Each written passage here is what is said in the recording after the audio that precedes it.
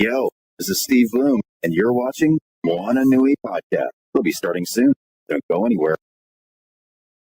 I'm Veronica Taylor, and from myself and Ash Ketchum, I just want to say, Moana Nui, I choose you!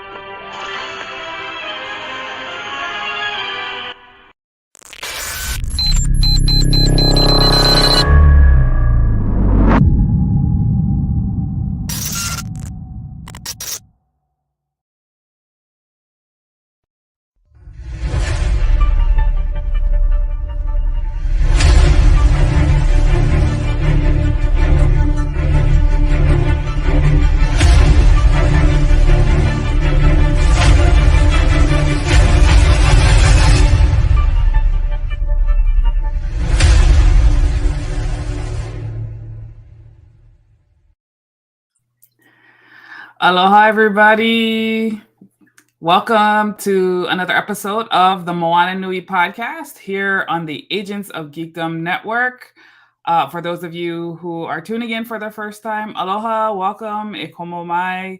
My name is Moana, and I am the founder and host of the Moana Nui podcast.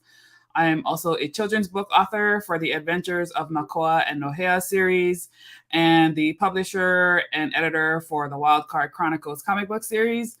And of course, the host for the show and a champion for BIPOC and Indigenous storytelling and uplifting the voices of our communities. Tonight, I am joined by my guest co-host, because Dana is taking a much-needed break. But I have my partner in crime here, who is also the illustrator on my children's book, Ryan Robinson. So I'll let him introduce himself and welcome you guys to the show. Moana, I'm proud to be here, girl, for the second week in a row. It's going to be a good show tonight. Really excited about our guests tonight. Should be a great time. Looking really forward to talking about this show. I'm Ryan, the originator coined by J-Man. I'm a fine artist, illustrator. I am the illustrator of The Adventures of Nakoa and Nohea, upcoming book, Journey to Aikua. Really intense, really fun, a lot of work. It's great. But yeah, looking forward to tonight's show. It's going to be a good time. Awesome.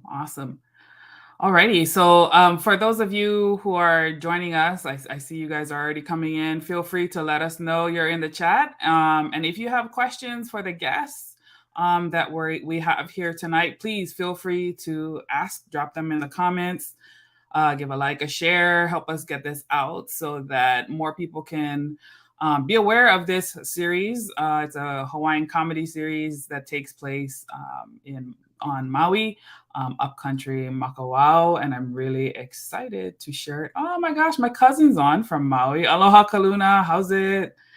Welcome to the show. Mahalo for tuning in. So I think we're just gonna jump on in because I know we got a lot to talk about tonight, and I want to give our guests the most time that we have on the show. So I'll give you guys a brief intro. The name of the series, if you guys haven't seen it already, is Moku Moku. It is a new Hawaiian comedy series. It's a slice of life TV comedy following the lives of three close friends living in upcountry Maui, Kimo, Leilani, and Pili.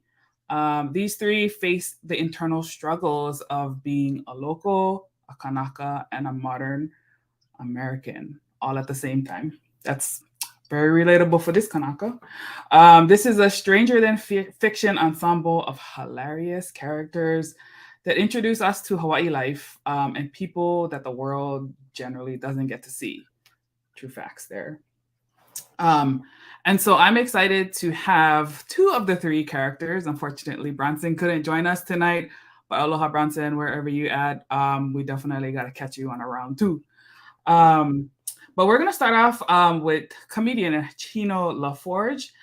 He is playing the part of Pili, who is the heart of the group and the childlike spirit within all of us. Never lose your child. He has been voted as Best Stand-Up Comic 3 years in a row and opened for many of the top comics in the nation. And this particular role is tailor-made for his talents. And so we're really excited to see what he brings to the show.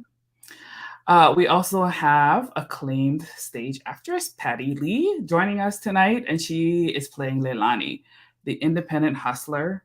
And she's the glue of this trio. She's a Maui-based actress that has been featured in Magnum PI and the Lifetime thriller, The Deadly Yoga Retreat. I haven't seen that one yet. She was also one of the talents hired for HBO's miniseries, The White Lotus, that shot on Maui during the pandemic. And she's the lead vocal actress of the new animated film Ocean Black. And then last but not least, we also have the series writer here with us. Kawika Hoke is the founder of Manavakau Productions. He's been involved in the Hawaii and LA filmmaking scene for over 8 years. Prior to that, he spent 6 years with Disney Entertainment. His talents have been put to use as a producer, production coordinator, and writer. And he has actively created a unique opportunity for Hawaii talent and filmmakers to create authentic stories about Hawaiians by those who actually live in the islands. And we all know just how important authentic storytelling is for us as Kanaka and as people of color, and being able to relate to the stories that we see on the big screen. So we're really excited to have them on the show. Hey, Kyron. And he says, whoa, impressive resume. I know, right? This is what I love, like showing the talent of the Hawaiian community, because we are all over the place and we are up in here. So let us welcome everybody. Aloha. How's it? Awesome. Well, we're really so excited to have you guys here. I can't wait for this show. I know you guys are working on the pilot series, but as we get started, one of the questions that we like to start our show off with is the Pico, and I don't have to explain to you guys what the Pico is, but I will for those who are joining us. Pico is your origin story, your roots. Tell us a little bit about yourself and something special about where you're from. So we'll start with Kawika. How's it, everyone? My grandparents are from Maui. My grandfather's from Moku. My grandmother's from the Pili, and they got stationed out on the mainland. And Crenshaw's are in the house. How's it, Crenshaw's? So I really spent most of my life abroad, but what made it so easy to stay connected was the fact that my grandparents always ran with a pack. There was always a hui going around in the Marine Corps and in the Navy, and we all just stayed in the same neighborhoods. And we really called North San Diego our home for most of our lives, until I decided to get itchy feet and run away again. But yeah, so I spent all my formative life lost on the mainland, and it's really influenced a lot of like how the show came about, because it's always just been a process of how do you get back to Maui and how do you kind of pick up where your family left off when they had to leave. And this is just kind of like my little song to my grandparents. Yeah, I love that, because I feel a lot of what inspires me too is tied back to the family, and connecting back to our ancestors and bringing their lives back to the forefront. So love it. Chino. My name's Chino LaForge. I was not born on Maui, but raised out here. Graduated from Maui High. Go Sabres. My dad was born and raised on Oahu. He was kicked out of Kamehameha schools, so I'm Hawaiian. That's how you I was raised with my Polynesian ancestry and culture in a place that was not Hawaii. So I was kind of outcasted a little bit in my growing, just because of, my language being slightly different and some of my traditions being different. But when I moved to Maui as a young teenager, I was able to really feel at home. So I've been working hard to not only be deeper connected to my community, but also to enrich my community as much as possible through starting the Maui stand-up comedy scene and giving other local performers a chance to really get out there and show their stuff.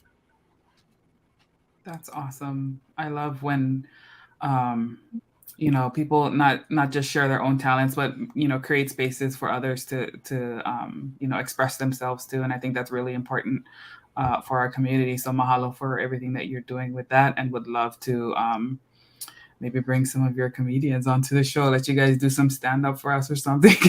Oh, careful what you wish for. Laughter is so needed in life. Well, we are dangerously available. That's awesome. Patty, the Mana Wahine, tell us a little bit about yourself. Sure, yeah. So I'm originally from Massachusetts, actually.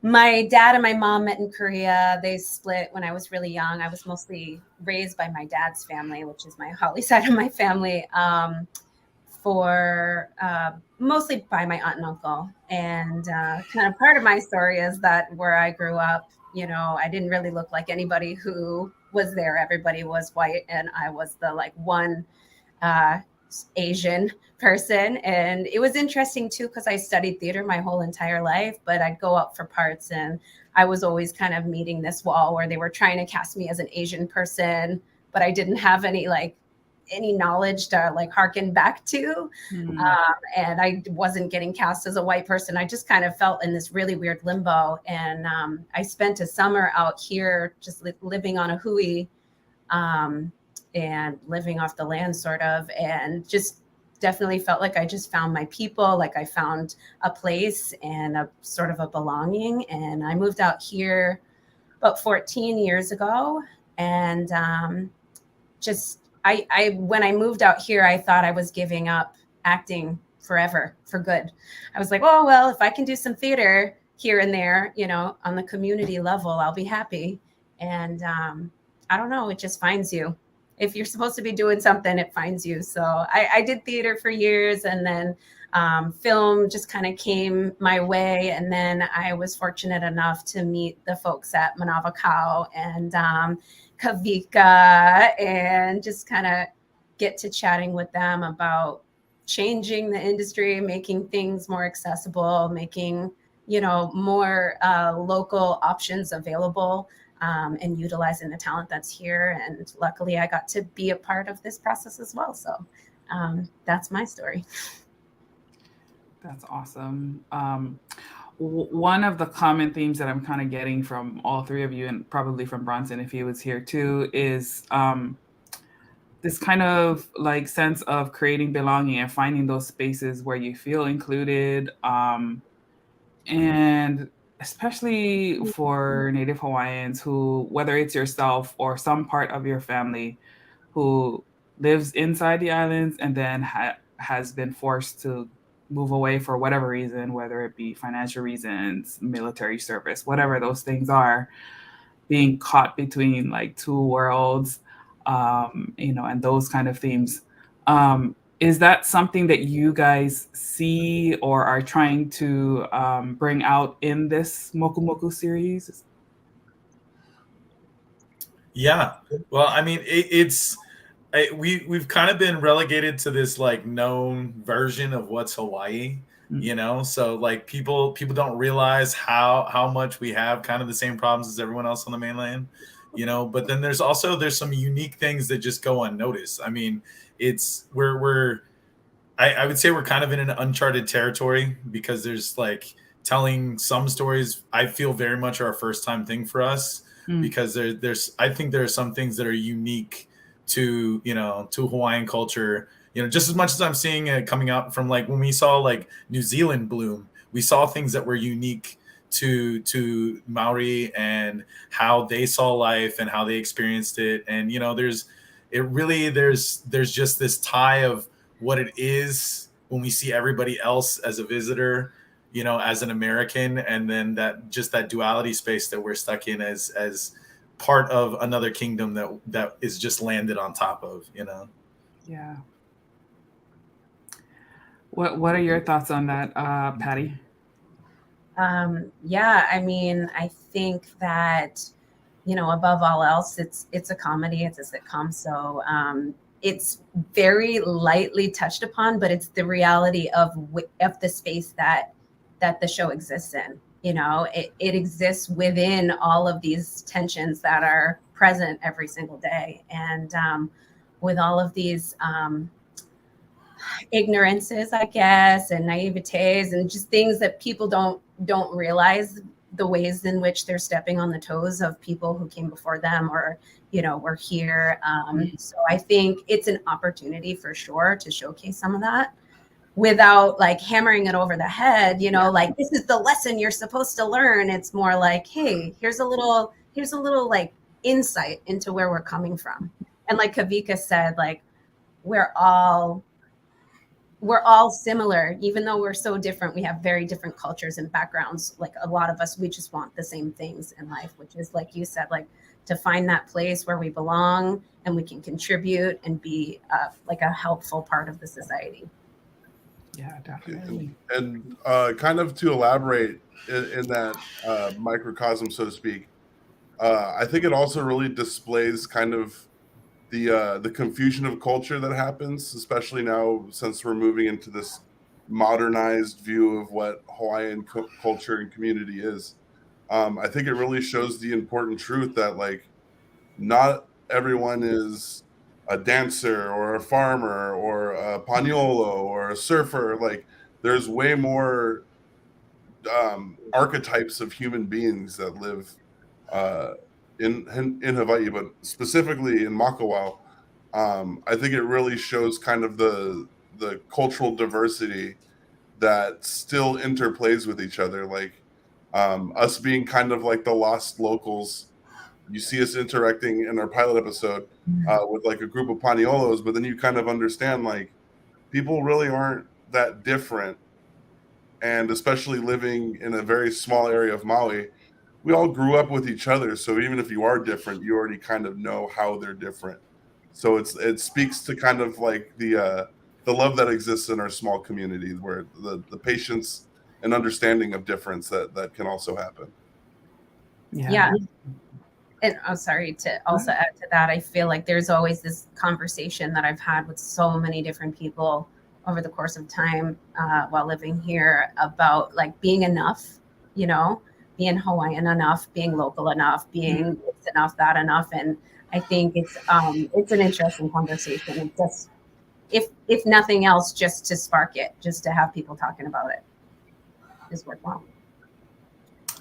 Yeah, those are all great things to bring up. But I think like making it as a comedy, I feel like that kind of helps the content to be more consumable, because it's like not, like you said, not trying to slap it over your head, but like I find like I don't know if it's a coping mechanism, but sometimes it's like make fun of yourself before other people can make fun of you, right? Well, you know, I think full of sugar.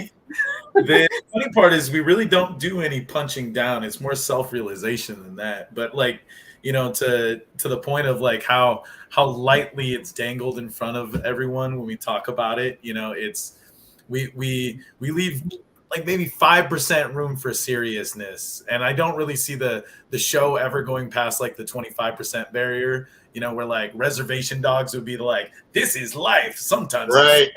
Moku Moku is more like, life can kind of suck, bro, but it's still cherry right about here. Yeah, Reservation Dogs thick in that area. Yeah. Oh, that's awesome. So, as probably most of us here know, in Hawaii, families is a big part of our life. And many of us live in multi-generational families and in multi-generational homes to survive. And in the pilot episode, I think you guys depict this as part of the opening in the story. And Kimo is like trying to help hold on to his family home. And I think I saw pictures, which I'll try to bring up if I can multitask here. But like cleaning out trying to like finding things in a garage and like a little bit of a struggle in Hawaii to one, have so many people in a house, but then two, like to manage everybody's stuff. So with that said, tell us a little bit about the pilot episode and how you guys are introducing this into the series. And as you're talking, I'll try to bring up some of the behind the scenes. Well, the pilot episode revolves around cleaning the garage. It was a multi-generational house to a degree. It's now just Kimo and his mom in the house. We haven't really discussed any of the status of the house, and I don't know how deep we'll get into that. Really, the first chapter of the story is more about identity and self-discovery. And so while they got to clean out the garage because Uncle's got to be able to park his car in there. And we don't know how fresh Auntie and Uncle are, but at the same time, like, Kimo's wondering, like, is this my dad? Is this no? Like, life is kind of confusing. But in the midst of all of that, he finds a lot of weird things in the garage, and he starts to wonder, where he comes from. And he finds some Paniolo gear, and so he starts assuming via his own connected dots that maybe, just maybe, he comes from Paniolo and he should try to be one.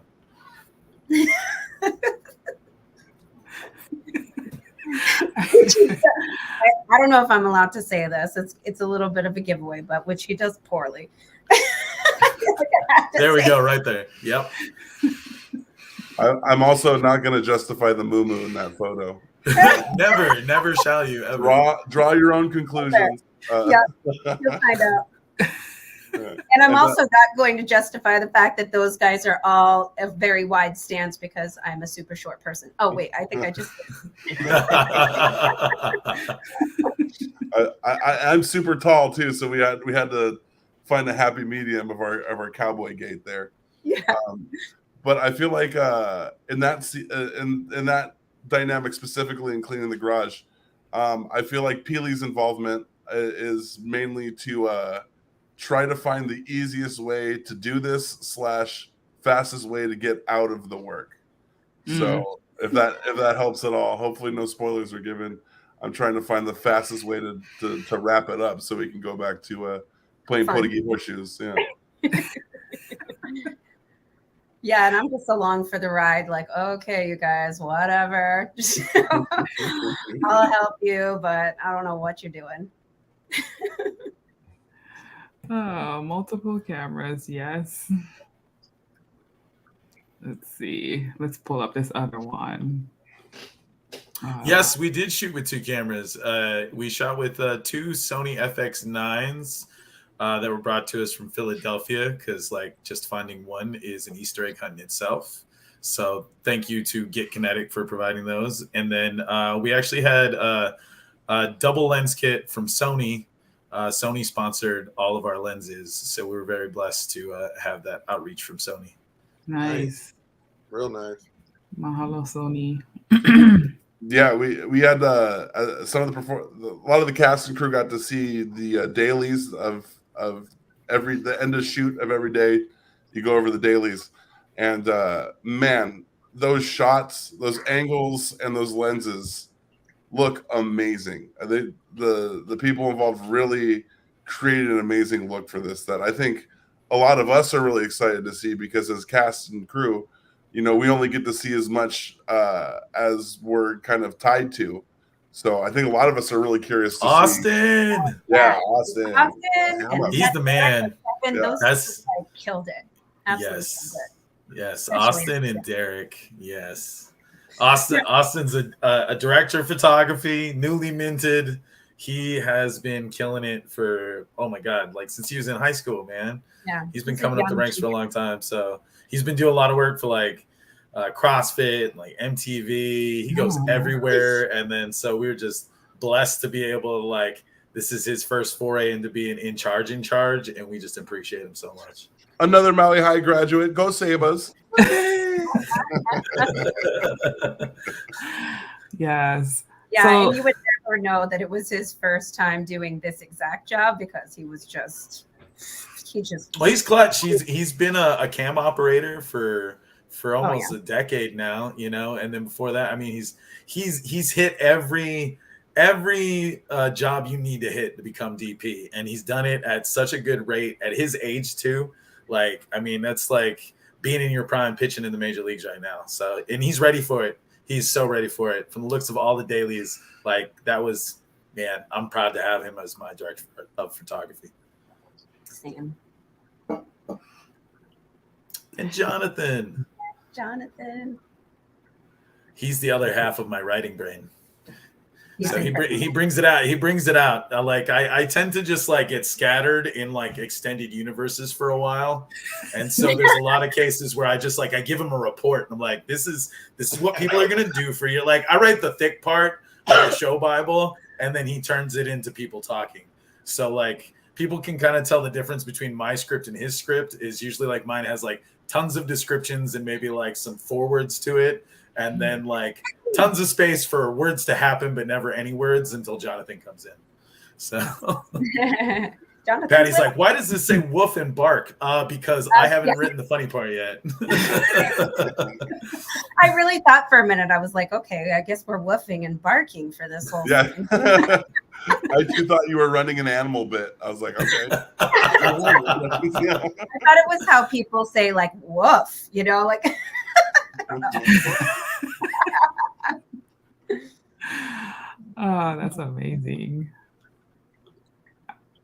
Let's see. I'll show this one. I think that's hilarious. Oh yeah, okay. So this leads into a lot to know more about the pilot. So after Chemo like thinks he's Paniolo, and then he's hanging out at Hanzawa's store, and he runs into real Paniolo, and so they make fun of him, and he makes fun back, and so he thinks he's going into like a showdown, and then it ends up turning into Porgy Horseshoes, a game of Porgy Horseshoes against each other for the honor of their family, because it turns out that Paniolo gear might actually belong to that Paniolo's grandfather. Ah, okay. Yeah. Beast. Funny thing about that shot right there too is that some of those are actors, but some of those are real Paniolo. Yeah, yeah, especially the one with the rope. What was awesome was in between takes, he was. If you look in the very back right corner, there's a little roping dummy. Practice dummy. Oh yeah. Just nailing that thing in the side takes. I was like, hey, we should be filming that. That's pretty cool. Yep. Yeah, and my girlfriend was like, "Oh, that's my brother and his girlfriend," and they're like total Paniolos upcountry. So pretty cool. I love that extra authenticity in there too. Yeah, that's awesome. Okay, let's see. Yeah, and getting like the other community members involved too, I think is really cool. Yeah, that's awesome. Oh yeah, here, I think I have the showdown scene. Let me see. Also, shout out to my buddy Andy that commented. What's up, Andy? Oh, this is actually part of the dream sequence. Mm-hmm. So we're actually going to see a lot of these in the show, so it's not too much of a spoiler. But Chemo falls asleep a lot in front of the TV, and so that his identity tends to be tied more to pop culture than his own Hawaiian identity at times, and that's a lot of the struggle in the first chapter is what is given to you by colonialism and consumerism, and what's actually at the heart you know, and then where's that like give and take through gentrification that you just have to accept that that's a part of you. So a lot of what Chemo goes through in his dreams is kind of like a big discussion I had with myself on the mainland as a kid, because like, I mean, I joked about on the first day of shooting, like I speak better Klingon than I speak Olelo. So like, and that's the struggle is real for like being Hawaiian on the mainland, you know. And then even so now, you know, at back in the islands, you know, it's like you'll have a 1 in 10 chance of running into a Kanaka these days. You know, we're all displaced everywhere else in the world, so identity crisis is really here on the streets now just as much as it is on the mainland.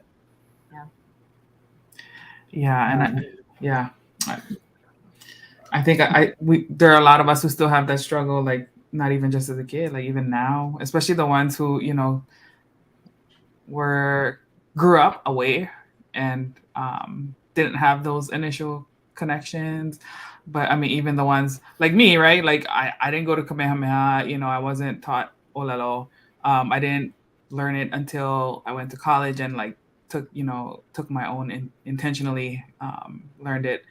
But I did it because like I wanted to talk to my tutu, right? Like she was still fluent. She was still, she grew up in the lo'i, still very much in the traditional way. But she could speak both English and Hawaiian, but I always wanted to speak to her in Hawaiian, but couldn't because it's, our parents' generation, like it was essentially, they were kind of like dealing with the trauma of it being outlawed essentially.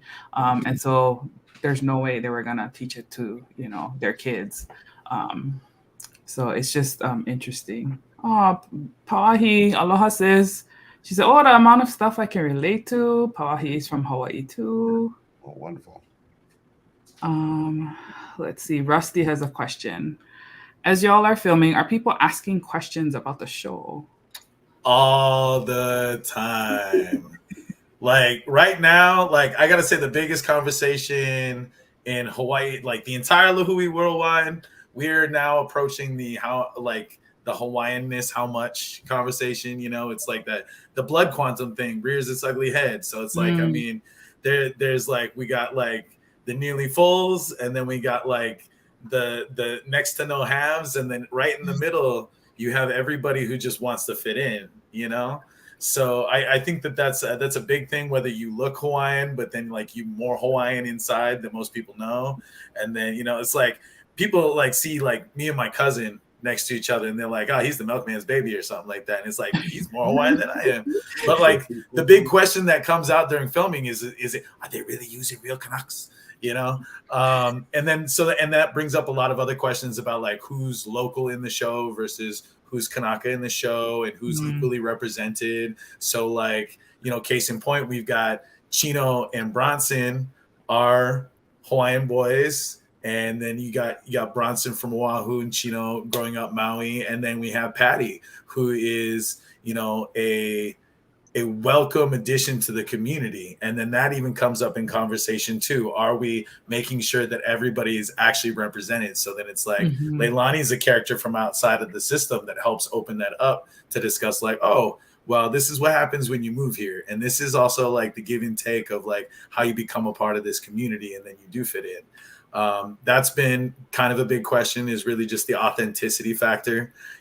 Like I feel that like it was about time, because Polynesia is getting big enough. I mean, we were such a small population, and then now that we're like back into the millions now, we're finally facing that modern social struggle, just like, how Black is Black, how Latin is Latin, and now it's how Hawaiian is Hawaiian, and the Puerto Ricans are having the same thing too right now, so I think it's probably the bigger part of the questions about the show. The second question everybody asks is, hey, bro, can I get on the show? Because there's been so much support from everyone. That's the best part, is like, there's, your occasional people that gotta like check and vet it. Because like, it's been a struggle to get real representation for Hawaiian stories, like everybody's 50-50 when you talk about Lilo and Stitch, it's like, oh, well, that's a Hawaiian story, but it kind of didn't have a lot of Hawaiian people in it. Like, Lilo is cute, but and then you get to Moana, and that's like it's intense, but then like people don't understand the full conversation of proto-Polynesia and then where that ties in and unifies us with the rest of the Pacific. Yes. So then the American machine just sees it as, oh, you're all like Moana now, So I think it's great that like we're now developing into a space that like people want to know. Is it vetted, verified, and real? And then they'll watch it, and we're happy to say that yes, seal of approval. It's got the kind seal of approval. One question I've been getting a lot as Pili is that Pili, of course, is a bit of an uncommon name for a male, and I've had a few people like, oh, Pili, yeah, what you mahu in this show? And I go, why? You like one kiss? So, yeah, I've been getting a lot of questions, mostly about people saying like, how can I help? How can I help? How can I be involved? What can I do for you guys? Which I think is like just wild, to think people are just saying like, listen, I'll volunteer. Like, I'll just do it for free. Like, just let me help and be involved. I'm like, oh, okay, well, that's cool. I mean, that we're getting that community support. Yeah, I think that's one of the aspects that I miss from leaving home, is that the community is like that regardless of your ethnicity. Like, it's just one of the special things about Hawaii that like we're here in this remote part of the Pacific. Like everybody just chips in, and the community spirit is really strong, and it's really hard to explain that to people who have not lived there and experienced the true off resort experience of Hawaii. And I think it's one of the things that I definitely took for granted and did not truly appreciate until moving away. And I'm like, man, why is it so hard to get help over here? Like people, first question they ask, like, how much is it paying? And I'm like, can I just get some help? You know, like I'm not asking you for like your whole entire life. So when I feel it again, I'm like, oh, I miss that so much. I feel like Kawika and I had a really detailed conversation about this very topic, about just the difference in mentality and culture of like specifically Hawaii being very community focused, and like at least when I was growing up in the mainland, people being very individual, like individual rights, individual freedoms, individual, like it's all about me and my success and where I go, versus what can I do? How can I help? How can we all work together to make something, you know? Yeah, because I think like that's one of the downsides of being in a capitalistic society, right? Like everybody's focused on the money because everybody's in a struggle financially. But by the same token, like if we had a little bit of that shared perspective on like bringing value without having to bring money, like the community as a whole would be so much better, because there's so many skill sets out here, and if we can way more wealthy. Yes. Exactly. Yeah. So yeah, and everybody's contributions to the whole is a contribution to your individual life too. So it's like, yeah, it's just learning that. Yeah. Straightforward. I had a question. Yeah. I know you said this was a love letter to like your grandparents. What other influences were presented in the show, and what brought you to the show, and also with your characters and how you developed your characters as well when you were writing them? And was there improv on set as well? You know, I'm looking at you, Tina. I felt your leg. Let's see. I mean, I can speak on the improv part. I mean, Kawika did an amazing job being very specific in writing the characters. And I know we spoke of like tailor-made characters, but really, I think we really luckily just casted it really well, where the parallels between myself and Peely, I can speak for, are extremely vast, and also at the same time different, where it's causing me to work. But as far as the improv goes, it's really fun because when we started, we were very, true to script in the first day.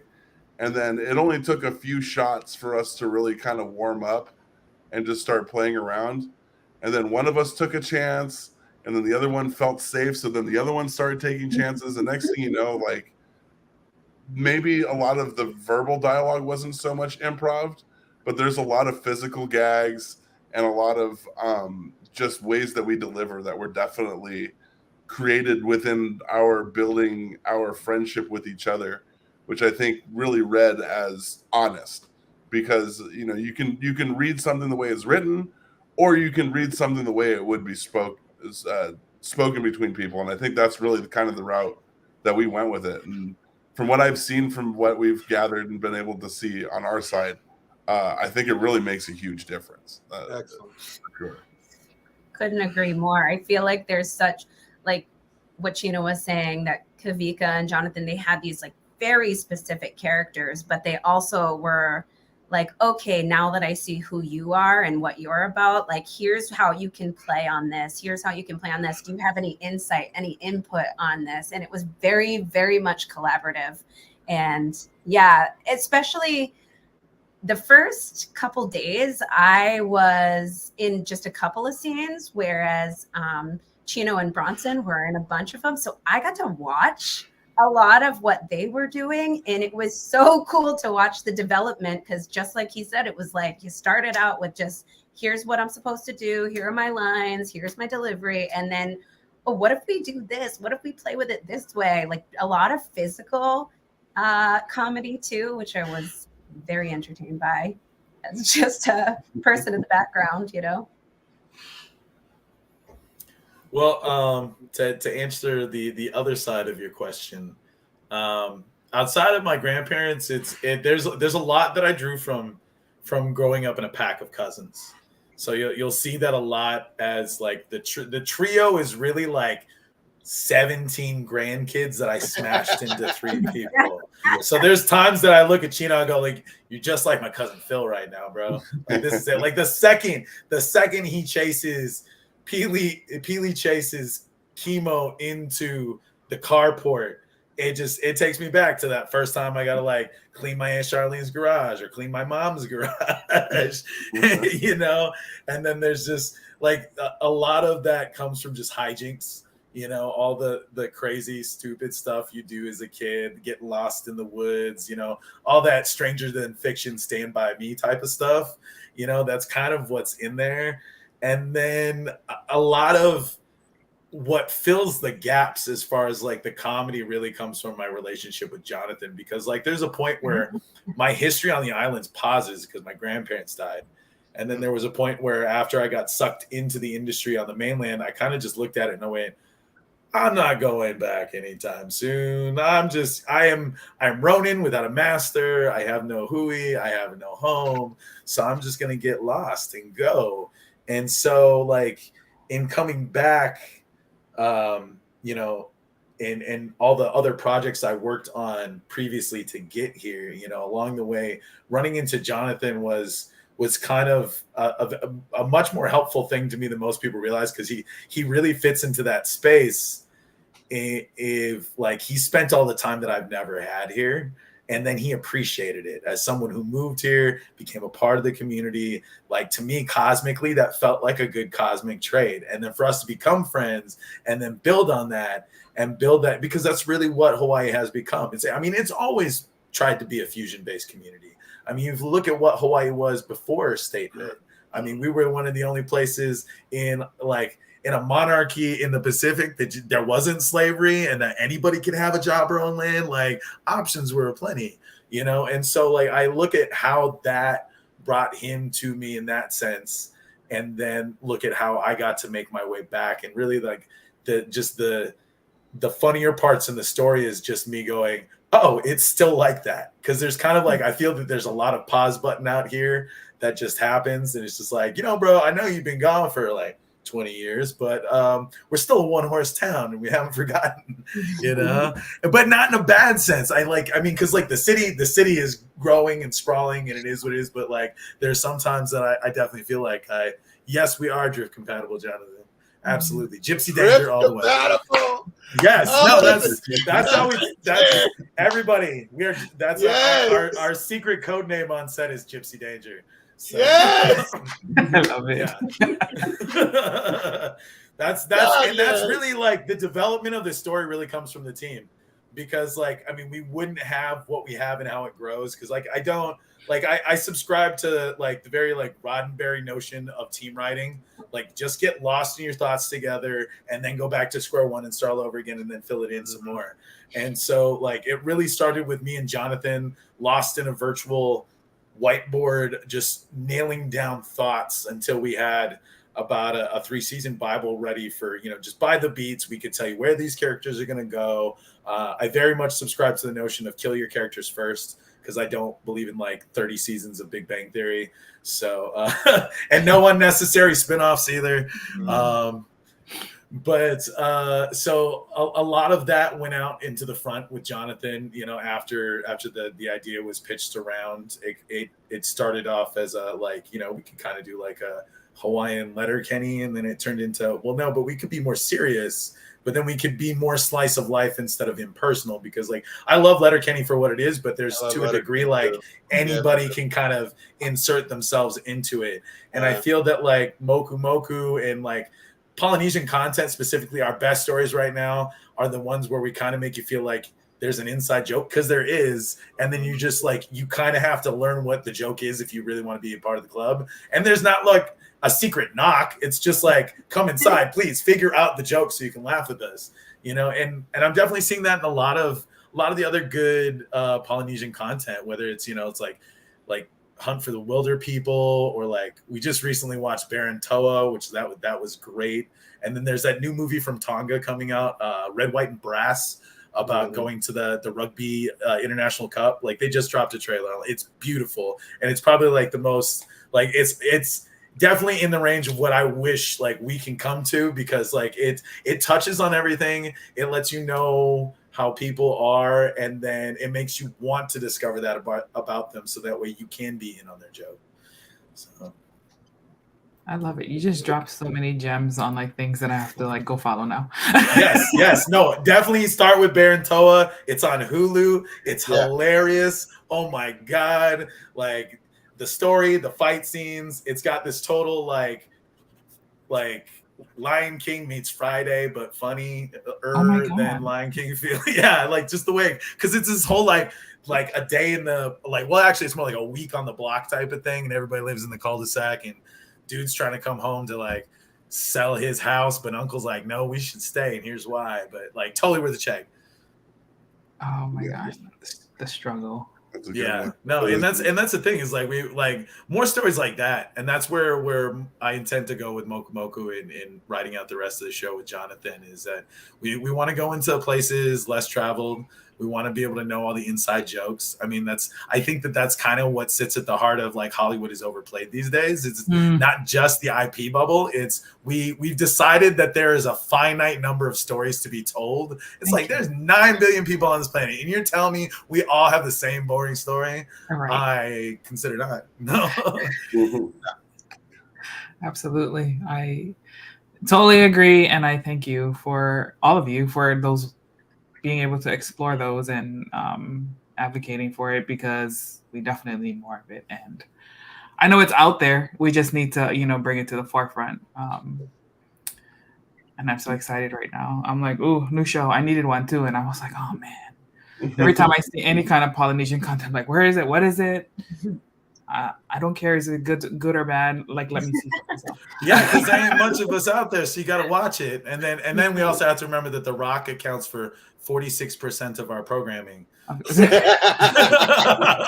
True statistic. I don't know about all his programming is that good, my friend. I finally watched Central Intelligence the other day, I was like, you know what? A lot of people were making fun of him for playing The Rock and everything, but after watching Central Intelligence, I was like, you know what? That's okay, Uncle. You can stay right there, Uncle. It's okay. Yeah, the Rock is 46%, and somehow Rob Schneider is 22%. Yeah, I know, right? Yeah, oh man, so true, dude. So true. It's funny that you mentioned The Rock too, because there are moments when I'm watching, everybody perform, and Bronson does this like eyebrow thing, and he just looks just like The Rock. I'm like, he's the next generation. For sure. Oh man, let's see. You got any other questions, Ryan? I want to make sure you have time to ask too. I was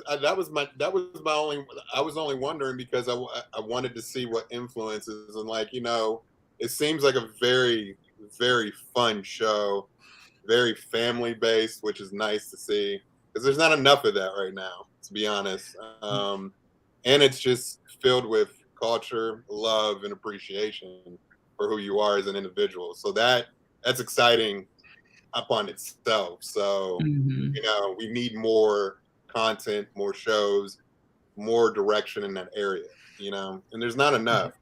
Everybody's on the let's go on what's hot.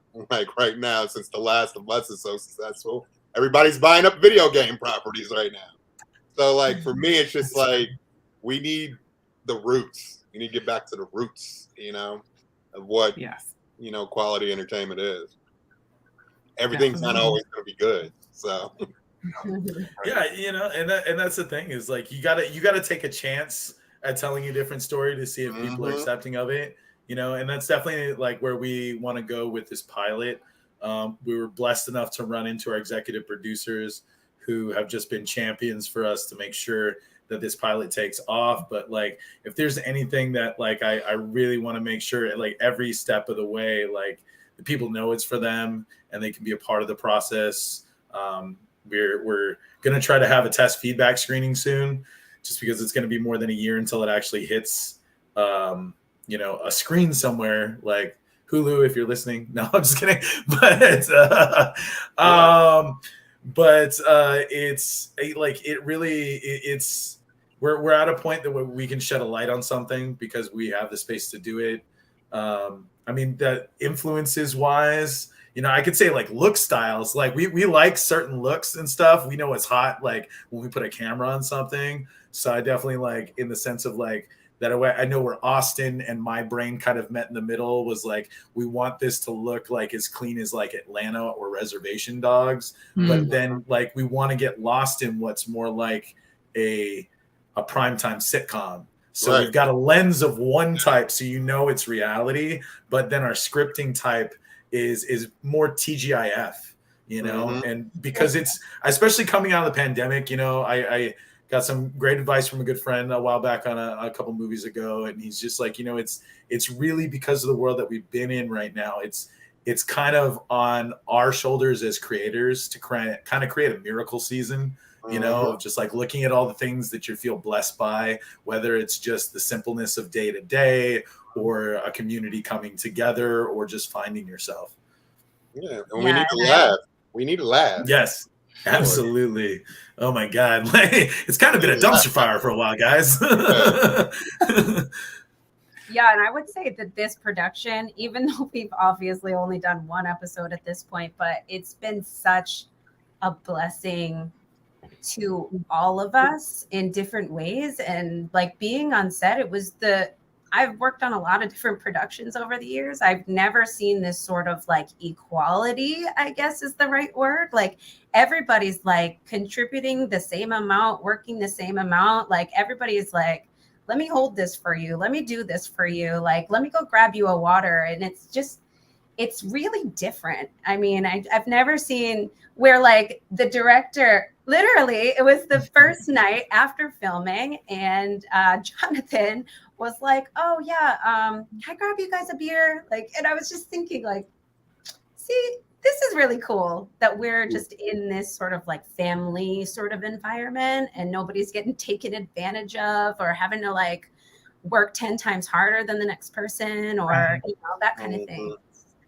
Yeah, it's cool. It's cool. Yeah. It's unusual. There was definitely some moments where I would have questions about like how to deliver a line or if I could change something or if this would feel more natural. And normally the response is, shut up and read it how it's written, you meat puppet.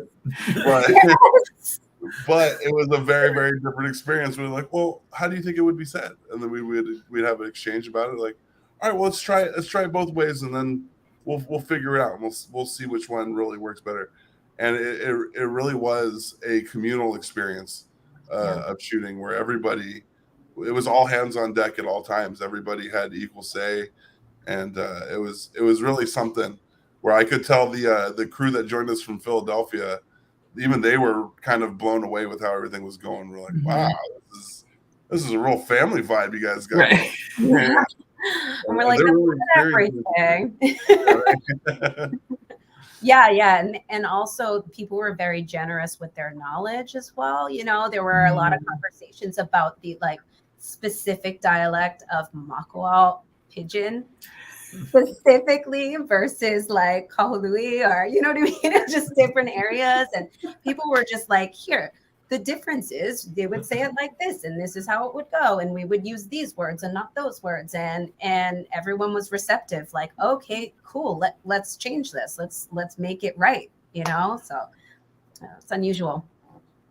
Yeah, that's awesome. Because people who like are actually from there, they're gonna be like, I don't know if that's legit, guys. Yeah. Oh, we already got that. That was to go back to what other questions have been asked. That was another one because like someone watched the Hawaii News Now segment they did on us, and they were like, "Oh, you know, Bronson got that Sammy Davis eye, but those pigeon accents, I don't know if they're real." like, no, bro. by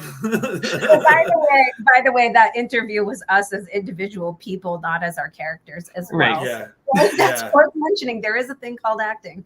Yeah, I thought the video I shot for that was used for fundraising. So I was like, "Aloha, how are you?" it was my asking for money voice, and not necessarily my Your local boy, everyday voice. Yeah, exactly. It's what I call pina colada Hawaiian. You know, Yeah, there you go. Oh my god. tropical enough to be exotic, but white enough to be sold. You gotta, That is hilarious. I'm gonna make a shirt, the pina colada peaches. Fantastic. Oh my gosh, this is amazing. I love it. I love that to see that the family vibe is permeating in the production too, because I think that really is truly something special. I see it on the teams that I lead, in my job too.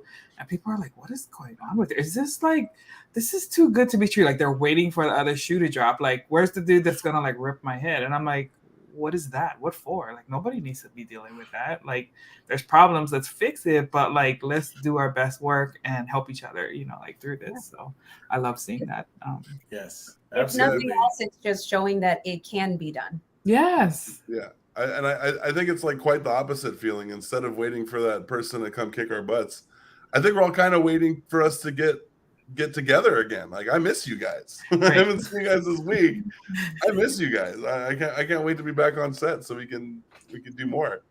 We did not have a cranky sound guy, by the way. Our sound guy was not cranky at all. No. Steven Sullivan, one of the best, one of the bestie best. He was Well, actually, and then the funnier part about Uncle Steve is that he was actually a transplant like 30 years ago from Philadelphia. And without even knowing it, the guys who we made friends with from Philadelphia knew him from 30 years ago. So it was just like a super small world reconnect. But no, to answer your question, we did not have a cranky sound guy. I have worked with many cranky sound guys, and Uncle Steve was farthest from crankiest, and he even hosted the like secret just like the core team rap party, and we all had Pauhana at his place in Haiku. It was legit in this little he lives on a plumeria farm. It's pretty cool. It is. I think it almost scratched my truck on the way in though. That's right. I do know that Steven had to really get in there when setting up my microphone under my shirt. So he has every right to be cranky if he was. Oh my gosh, I can't even tell you how many mic packs were just saturated in sweat. Like gross, but it's true. It's Hawaii is hot. That's awesome. All righty. Well, this has been such a great interview, and we could talk about this for a very long time. So definitely wish you guys all of the luck. So how can, for people who want to support you between now and when it ultimately goes on the show, what are some of the things and ways that they can do to help you guys amplify the signal and help get more support from a resource perspective and just potential fans, influencers, all of that stuff? Biggest thing right now is checking us out. All social media, Facebook, Instagram, and YouTube at 808 Moku Moku. We're also at 808mokumoku.com. We have a production newsletter that's going to be regularly coming out of there. Just got the site populated. We're going to be having a test feedback screening in the next couple of weeks on Maui. So for anybody watching that's in the islands or wants to be in the islands anytime soon, we're going to do 2 small screenings in an afternoon, just try to get everybody's notes, get final approval before we be like, okay, we're going to try to put them on TV. No complaints, guys. No complaints. You had your chance. Get footless now. So there's that. And then we're hoping to take it to festival and just try to get some attention. Hopefully we can catch attention of a streamer. We do have a default path of, if all else fails, public access, but we have some good conversations going on in the background right now. Can't give too much on potentiality for where we could be streaming, but we're still scouting all options because we want the best that we can get to share it with everyone. But the eventuality is, whether we win or bust next January, the show will be coming out because we will have shot everything by then. Our executive producers are doing their best to make it possible to get us through these first 6 episodes. And we're hoping that, we can be on air soon. That's awesome. Well, we really look forward to it. As I mentioned, if we can help in any way to have you guys back on and talk about different things. Absolutely. We'll send you guys a screener copy. Yeah, we would love to. We would love to. Alrighty, well, thank you guys so much for being with us. For everybody who tuned in, I think this is the most live viewers we had in a long time. So thank you all for joining us. If you are not yet following us here on the Moana Nui podcast and the Agents of Geekdom, please do that. We are on both YouTube and Twitch. And something that I always forget to remind people is that if you have an Amazon subscription, you actually have a free Twitch like subscribe thing that you can do. So feel free to follow Agents of Geekdom. We have a show on our network every single day covering the range of pop culture. And so please give us a chance at that. And we would definitely appreciate the support, because the more followers we get there, the more we can amplify this content. And so it is definitely a community effort here on the Agents of Geekdom. A lot of independent creatives pulling our resources together to just have a bigger impact on the community for all of our content. So mahalo nui. Thank you, Ryan, for being here tonight with me as my co-host. Go ahead. Did you say something? Oh, I said no problem.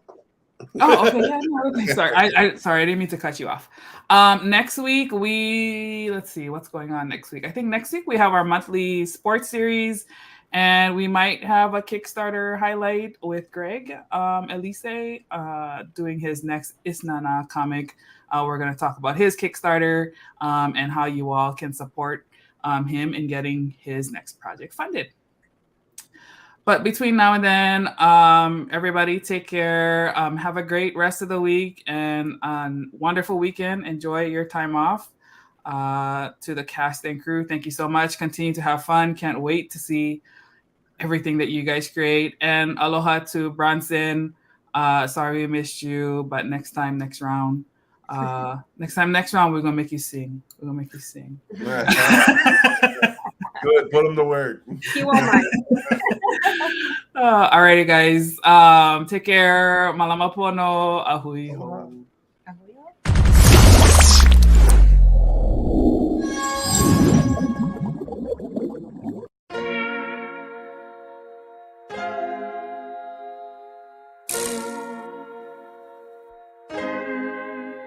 So many stories left to tell, even if we have to ourselves. Can't keep history on the shelf. If we won't tell it, we will. If this the land of the free, it was a freedom then. When they annexed Hawaii and called it Cedar Lands, without any type of payment and no signing off. Called themselves the Republic in 1894.